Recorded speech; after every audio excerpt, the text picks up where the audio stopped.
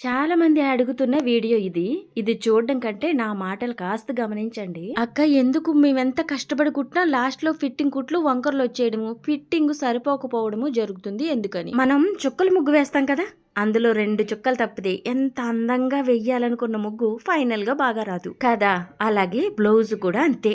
మనం ఎంతో కాదు, చిన్నగా చంక కొలత దగ్గరైనా మెడ కొలత దగ్గరైనా చిన్న చిన్న లైన్ పాయింట్స్ 2 చోట్ల తప్పినా ఫిట్టింగ్ కుట్లు వంకరగానే పడతాయి. ఎస్, అందుకే గుర్తుపెట్టుకోండి, బ్లౌజులో పెద్ద తప్పులే కాదు, చిన్న చిన్న కొలతల తప్పులు కూడా ఫైనల్ గా మీరు వేసే ఫిట్టింగ్ కుట్లని నిర్ణయిస్తాయి. అందుకే చుక్కలు కరెక్ట్ గా అయితే ముగ్గు అందంగా వచ్చినట్టే, కొలతలు కరెక్ట్ అయితే బ్లౌజు పర్ఫెక్ట్ గా వస్తుంది. బ్లౌజు కింద నడుము కొలత అటు ఇటుగానే వస్తుంది ఎవరికైనా సరే, అది మనం తగ్గించుకోవచ్చు పెంచుకోవచ్చు, ఇది మన చేతుల్లోనే ఉంటుంది. ఎస్, కానీ బ్లౌజు మధ్య నడుము కొలత మాత్రం మెడ మీదే ఆధారపడి ఉంటుంది.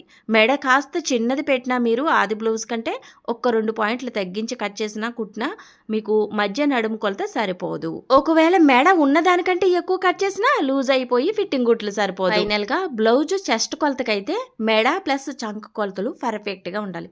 ఒక్క పాయింట్ జస్ట్ అటు ఇటు అయినా మీకు ఫిట్టింగ్ సరిగ్గా రాదు. చంకల దగ్గర స్టిచ్చింగ్ లో 30%, కటింగ్ లోనే మీరు 70% రాంగ్ చేస్తారు. కాబట్టి కటింగ్ చేసేటప్పుడు మెడను ఒకసారి కొలుచుకోండి, చంకను ఒకసారి కొలుచుకోండి. మీ ఆది బ్లౌజ్ కి పోలినట్టు ఉన్నప్పుడే కట్ చేయండి. చూడండి, 1 by 1 చివరి నడుము కొలత, మధ్య నడుము కొలత, చెస్ట్ కొలత కొలుస్తున్నాను. ఒక మంచి టైలర్ అవ్వాలంటే వేగంగా కొట్టడం కాదు, శ్రద్ధగా కొలతలు తీయాలి. ప్రతి బ్లౌజు ఒక పాఠమే. ఈసారి తప్పుగా చేసామనుకోండి, ఇంకొకసారి ఇంకా బాగా చేయడానికి ఇదే ఒక అనుభవం అవుతుంది. వీడియో నచ్చితే ఒక లైక్ చేయండి ఫ్రెండ్స్. బాయ్.